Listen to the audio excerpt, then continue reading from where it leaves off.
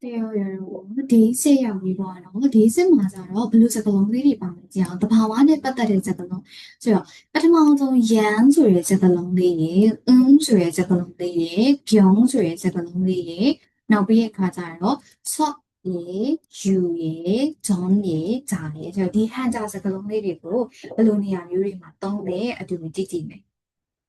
အဲ့တော့ပထမဆုံးရန်ဆိုတဲ့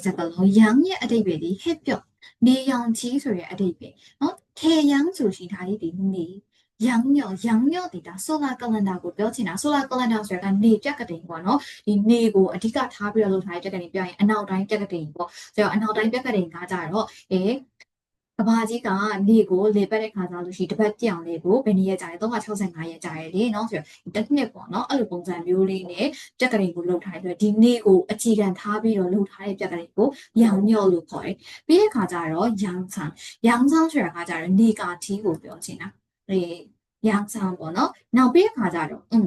ရဲ့အတိတ်ပဲဒီခန္ဓာဆိုတာကဒီအရေးဆိုရတဲ့အတိတ်ပဲဒီပေါ့เนาะဒီမှာကကျတော့ညော့ကကျတော့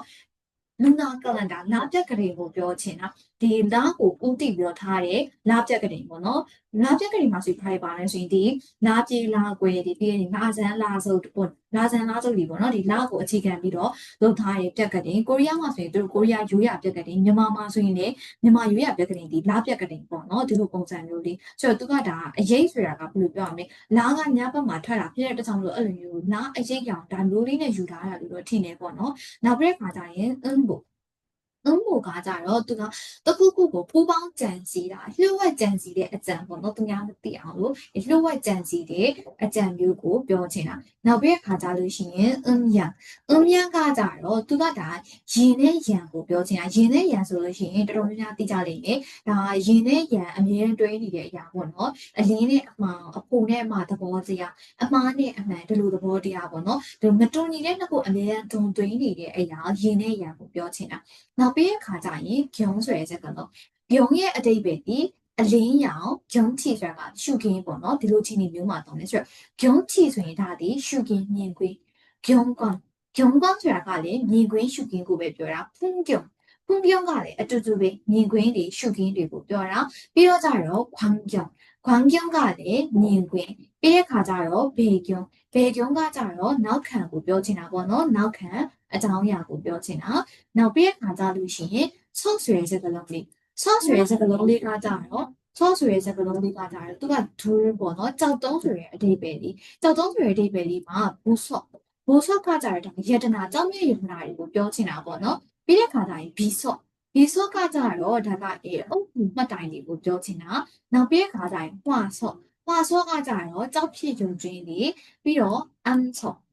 ကကြတော့ဒီကြောက်ဆောင်တွေကြောက်တုံးတွေကိုပြောတာပေါ့နောက်ပြီးတော့ you ဆိုတဲ့အဓိပ္ပာယ် you ဒီသူကဂီလုံး c ဆိုတဲ့အဓိပ္ပာယ်လေးပေါ့နော် so you ဆိုရင်ဒါဂျီနန်စီနောက်ပြီးခါကျရင် so you ရှီကျုံ you ကကြတော့စားစီကိုပြောတာပေါ့နော်စောင်းစီဟင်းချက်စီပြီးတဲ့ခါကျတော့ warm you ကကြတော့ရေနံစီနောက်ပြီးခါကျရင် you ကစီစီပေါ့ပြီးတော့ you ကကြတော့ c အနောက်ကဂါဒီဈေးနှုန်းတွေမှာပါလိမ့်ရှင်ဆိုရင် you ကဆိုတော့ c ဈေးနှုန်းနောက်ပြီးတော့ကြတော့ john ဆိုတဲ့စကားလုံးကကြတော့ john ကလျှက်စစ်ဆိုတဲ့စကားလုံးလေးမှာပါတယ် john ကဒီလျှက်စစ် john တော့ဆိုရင်ဒါဖုန်းတယ်လီဖုန်းပေါ့နော် john တော့ဆိုရင်ဒါလျှက်စစ်ပေါင်းကခလုတ်ကိုပြောချင်တာ john ကကြတော့ electron ပေါ့နောက်ပြီးတော့ဂျာဆိုတဲ့စကားလုံးလေးဂျာကကြတော့ဂျာဝန်အရင်အမြင့်ဆိုတဲ့အဓိပ္ပာယ်ဂျာဝန်ဒီအရင်အမြင့်ဂျာဘုံကကြတော့အရင်အနည်းဂျာလီကကြတော့အချက်အလက် data တွေကိုပြောချင်တာနောက်ပြီးခါကြတော့ဂျာဂမ်ကကြတော့ရန်ပုံတွေပေါ့နော်ဂျာဆန်ကပိုင်ဆိုင်မှုထူးခြားဆိုလို့ရှိရင်ရင်းနှီးမြှုပ်နှံမှုတွေကိုပြောတာရမယ်နော်ဒါဆိုလို့ရှိရင်ဒီဟန်တာစကားလုံးလေးတွေဒီသူဥပမာပေးရတဲ့စကားလုံးမှမဟုတ်ဘူးတခြားစကားလုံးလေးတွေမှာဆိုလို့ရှိရင်ဒါလေးတွေပါလို့ရှိရင်ဒါနဲ့သက်ဆိုင်တာကြီးတွေဆိုပြီးတော့ကိုဘာသာပြန်ကြည့်လို့ရတယ်ပေါ့နော်ဒါလေးတွေကိုသိထားတဲ့ခါကြလို့ရှိရင်ဒါကိုရေပွေးအောင်အဖြစ်ဘာသာပြန်လို့ရတာဖြစ်တဲ့အတွက်ကြောင့်မို့လို့ တဖြည်းဖြည်းနဲ့သိလာတဲ့ခါကျရင်အများကြီးအထောက်အကူဖြစ်လိမ့်မယ်ဒီတိုင်းဒီဗီဒီယိုအတူလေးကိုပဲကြည့်လိုက်ရုံနဲ့ဒါတွေကိုရမလားဆိုရင်တော့ရမှာမဟုတ်ဘူးပေါ့နော်ရမှာမဟုတ်ပါဘူးသိကြပါတယ်မေ့လိမ့်မယ်ပေါ့နော်ဘာလို့ရမလဲဆိုရင်ကြည့်ပြီးသွားတဲ့ခါကျရင်အောက်မှာရောင်စုံမျိုးချက်လေးတွေရှိတယ်ဒီရောင်စုံမျိုးချက်လေးတွေကိုတွားပြီးတော့လေ့ကျင့်ပါကိုတိုင်းတကယ်စကလုံးတွေမှာစကလုံးတွေကိုသုံးကြည့်ရှာကြည့်ဒါမျိုးလေးတွေလုပ်ကြည့်မှလာတယ်ဒါကိုယ့်ရဲ့ vocab skill ကိုတက်မှာပဲပေါ့နော်ဒါဆိုလို့ရှိရင်ဒီဗီဒီယိုလေးလေးရအောင်လို့ထင်ပါတယ်안녕